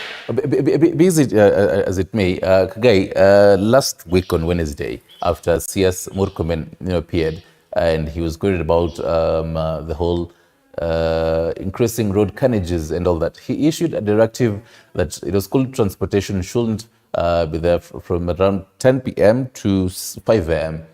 And I believe even after CS Kindiki, appeared before, the Parliament, he also issued his, own directive and said this is now what we'll be doing. And going forward, the Cabinet Secretaries, it might be a trend. But then now raises the whole question of accountability of these directives that they will be issuing after appearing before the Parliament. You have to, there is I don't know how true it is. There is a story out there that they all are on performance contracts. And hence the craze that you see them on TV issuing directive A, B, C, D. And that is why you see that they were being ranked as best performance and least performant. So at the end of the day, you see these issues of directive, he rightfully said, we keep doing the same things, expecting different results. You see, some are not bad, some directives are not bad. But you see, for example, if we're going to talk about issues of road carnage, they didn't start with this government. We have to be honest and we have to be fair to the government. They didn't start with this government, but we have to plan how we are going. Because you can't say also you'll prevent accidents from happening forever. Things are bound to happen. It's part of life. So the thing is, how do you prevent recklessness? How do you prevent issues of crazy road carnage? And how do you prevent issues of insecurity, for example, for Minister for Interior? How do you stop things like the Shakahola things? How do you stop them? How do you plan against that? So those are the things that we wait to see, because you see, they're the chief accounting officers of their ministries, them and their PSs. So at the end of the day, they need to have plans, and then they implement them. We are waiting to see, because he has talked about he is going to try and reduce the rate of road carnage. You give him room to do so without castigating him, because like I rightfully said, you cannot bash him and say that is the cause of road accidents. That is not fair at the end of the day. Then the same way, we can also not say that insecurity has started with Kindiki. It hasn't. But has it gone up? That is the question you ask yourself. Is the ratio of insecurity as opposed to how it was before you became the CS Interior? So what if the issue, it has gone up, then what is happening? What do we need to change? Issues of road carnage, the issues of carelessness. Is it carelessness? Is it that we had issues that some have never gone to driving schools but have brought themselves into a driving license and they've got themselves into driving? Some have never gone to driving schools but are now riding borders. So those are the issues you check. Are there people at the NTSA who are aiding these issues of fake DLs, driver licenses? If the issue is yes, how do you correct that? So it's more or less of a policy and plan issue as opposed to just jumping and declaring things out there. So we wait to see what they plan to do about it. Like he rightfully said, you give them room to actually perform.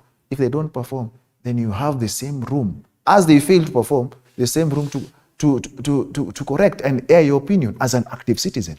So as for me, I believe whatever he's trying to do, it might come from a good place, but before we rush into, they used to call them back in the roadside declarations. Before you rush into anything, plan so that we don't have a situation where this ministry and this ministry are saying two different things. Because I believe during the cabinet meetings, there's a resolution. So you need to speak and breathe your resolution. Because I remember before they actually had their first cabinet meeting, this issue of being a CS comes with a lot of confusion.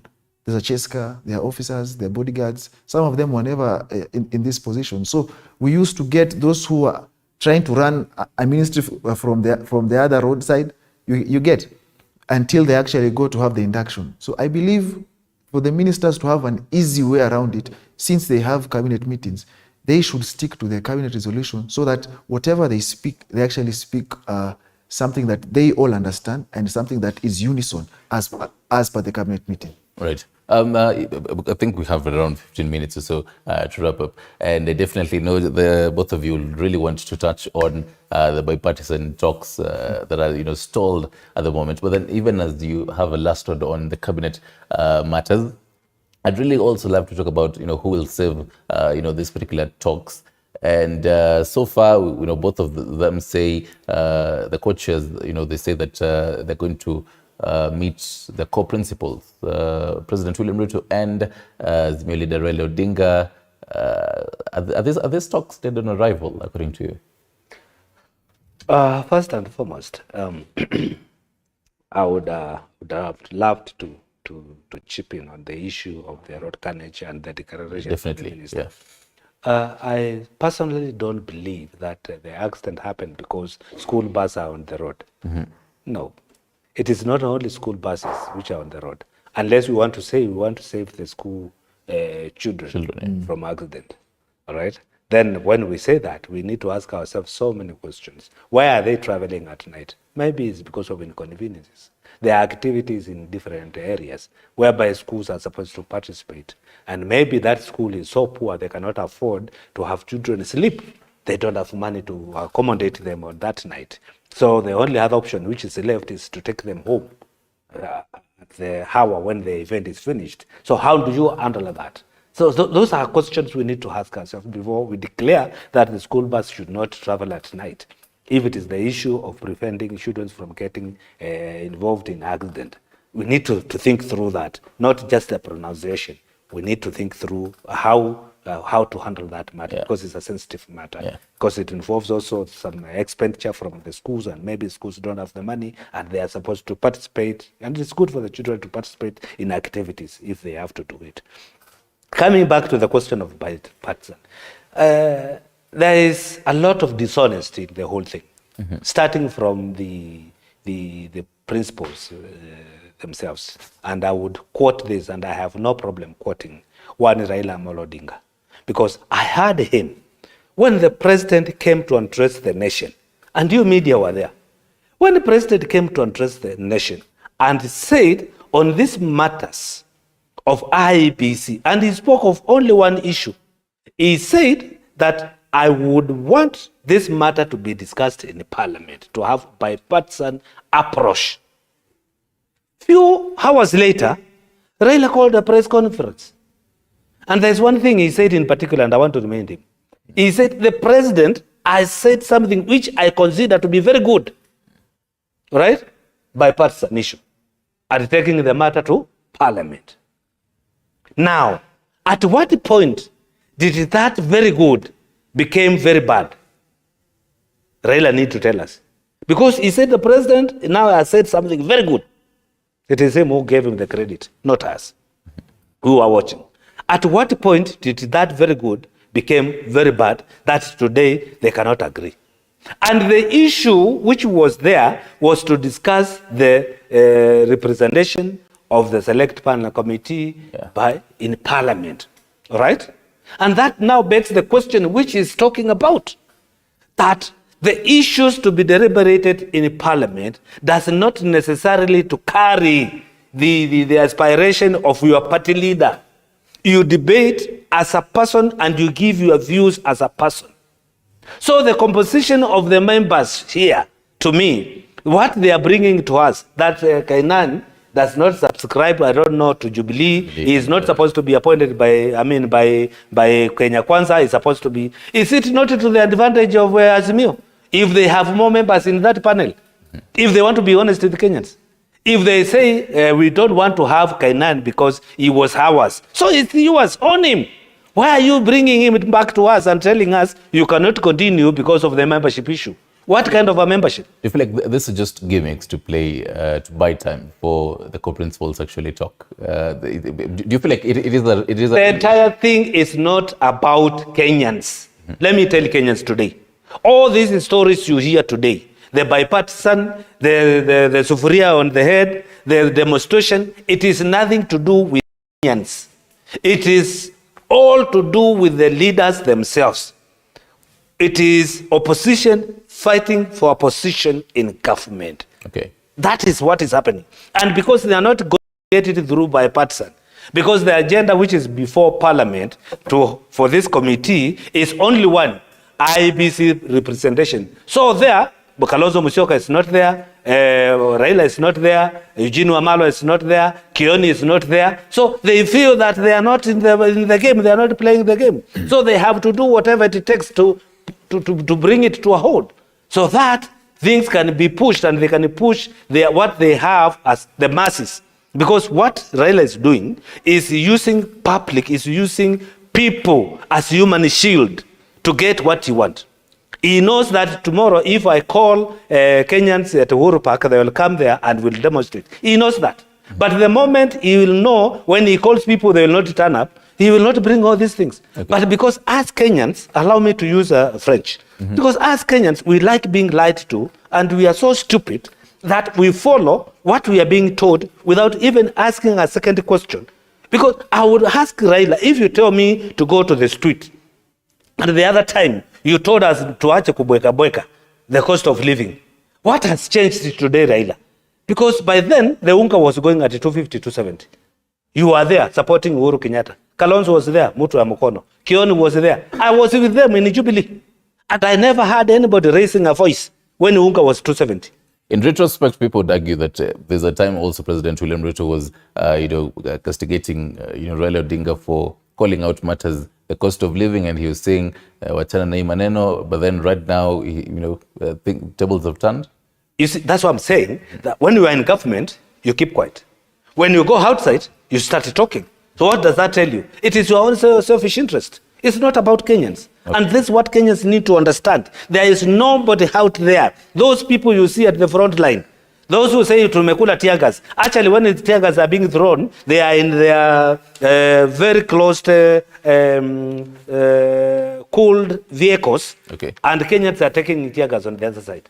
So there's nobody who has got any feeling for any Kenyan. Let me tell them, Kenyans are being cheated and they are following blindly. The way you see people follow others blindly without thinking twice. The moment Kenyans will wake up, okay, you will never see anybody in the street. And speaking of which, the whole streets, we've come from far. There's a time, we're discussing matters. I think the last time actually we met was last month, where we were discussing when, Azimio was planning this particular demos. But then they had the demos. Now, which translated to bi-weekly demos, it translated to the loss of some Kenyans, property looted, and then the olive branches started to, appear. He mentioned President William Ruto in State House calling Raila Odinga, my brother, let's talk. And Raila Odinga, on the other hand, saying, yes, let's actually have this particular talks. But then to this point, what we do know so far is that Azimio is planning demos for next week on Tuesday, the 2nd of May. It reached a point last week where we were saying the backstops on President William Ruto and Raila Odinga, they have the keys to all this. But then we'll save these talks at the end of the day.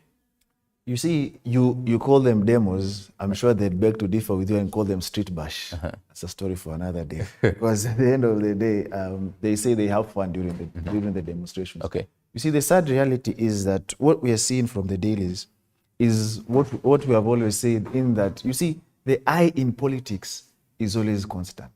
The interest, that political interest that each political person is pursuing, is what is driving them. Every day they wake up in the morning. And that is why you see, for there to be cool waters that are going to run deep, interests that are being looked for or trying to be sought have to be catered for. And that is the question he's asking. So where does your common interest come in as a person? Because at the end of the day, you'd be lying to yourself if you thought that all this hulabaloo, the bipartisan and everything, it's not about solving certain interests. Yes, the government has its own interests. It would want a country where there are no demonstrations so that they can actually implement whatever plan they have. Raila Odinga has his own interest. He's talking about the servers. He's talking about composition of the IBC. He's talking about the cost of living. He's putting it there. The government is also saying it's working on the cost of living. So you see, in all these interests, they also have to put your interest so that you own the entire journey. There's a saying that politics is the art of making my personal interest look like the public interest. And that is what we are seeing. The sad reality, if you look at this bipartisan committee, the issues are two. One is Canaan, the other one is Kosing. Now, if these two are the real problems, replace them. It's that simple. Do you feel like it is an issue? It's not an issue, because you have to realize in politics also there's the ego contest. Azimio feel that Canaan is actually their member, in that he was in Jubilee. But at the same time, they feel that he spat on their face, courtesy of saying that they have left Azimio, they are now in government, and they saw them being received in the State House. And that they are saying that now Jubilee is no longer the Azimio. And then they are seeing the same person now on the other side of Kenya Kwanza. So if the issue is an ego contest, and if the issue, for example, is about the fact that you feel aggrieved, and Kenya Kwanza are now saying that Kosing is a member of COOP, which, according to them, under Loyangapo, has joined Kenya Kwanza, and they feel that in itself is wrong, why don't you, the two committees, since you all have a person that the other committee doesn't like, replace them? Right. And we move. If at all this thing is all about solving my issues, replace them and we move. But it won't, because you know why? You have to go back to the street. The street bash has to come back, because certain interests have to be catered for. And the government, on the other hand, also, you see, the problem that you have to understand is that we are a country, yes, we sought independence, and we got it, I put it in quotes, because those who colonized us still control our politics, our land, our economy, and it all. And they are called the so-called big brothers. And you'd be lying to yourself if you thought these people don't have pressure, the two principles, don't have pressure to actually talk and understand one another. So we are yet to see what this will lead. I told you when we started, this thing was doomed to fail. And if those two people are not going to be replaced, for example, so that each party feels comfortable, believe me, this bipartisan committee is dead. And this venture is over. And we'll go back to the streets, and the government will now have to go back to arranging Thanksgiving services on Sunday to counter whatever the is doing during the week. And that will be your entire 5 years, where the government, instead of being in check by the opposition, is checking what the opposition is saying. So my question is, when will the plan be implemented? When will your issues be sorted? Okay. Let's talk about the language that was used. Yesterday we did see, Zimio was saying we've hit a stalemate, and we have suspended these talks. But Kenya Kwanza used more of a subtle language. They were saying we've adjourned them. This, even as they're set to meet their principles. How do you read into this language? Even as we, I get your last words, because we're really out of time. You see, like you're saying, the entire thing from the opposition was made to fail, right? Because if you listen carefully to their grievances, it is not there. One, whether Kainan comes from Kenya Kwanza or Azimio, I would not take that issue as a big issue, as a debate. What I'll take is the contribution of Kenan. What is he thinking? What is his thinking towards these talks? Okay? Do you propose that Azimio should bring a candidate? Do you propose that all the candidates must be appointed by the president? Why are we judging him and we have not heard what he is presenting before the committee?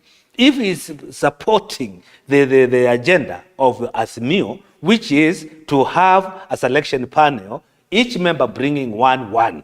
If he's supporting that, what is wrong in going forward with that suggestion? He has not said that he's not supporting it. And we are judging him, we are saying that, are we judging people by where they come from, by their color, or by what they are bringing on the table? I would want to listen to Kenan before I judge him what side he is standing, because this is not a party issue, it's a national issue. The moment you talk of bipartisan, that means you are bringing people from this party and this other side to come and bring out a solution on how to move forward with this issue of IBC. And it doesn't matter which Kenyan is talking. You can even bring somebody from Redile and bring a sensible thoughts to the discussion. And we carry it if it is good for the country. So I don't think that opposition is ready for this talk. First, they embraced it. They thought now, after having a bipartisan, now we'll go and sit down with the president and now have some position. When they saw that it is not happening, they are going back to the square one, whereby they have to take their masses to the streets. And the issue they are talking about, today they have not come out from the SAFA issue. He has said it. He is still talking about opening the SAFA. Let me take your last words, and very, very briefly, because you're really out of time. I'll start with you, Mahesh, in a few, your last words. My take is that Kenyans are being taken for a ride by some of the leaders, and we have to be very careful. And that's why you see even this Shakahola thing is happening, because Kenyans tend to believe what is not there. Why can't we change our minds? Okay? We don't just buy what people are telling us. And that is what is happening. And because I mentioned the issue of the server, I would want to conclude with it. And I want to open the server for Raila. Kagai, in very few seconds, your last words, so that we go for a short break.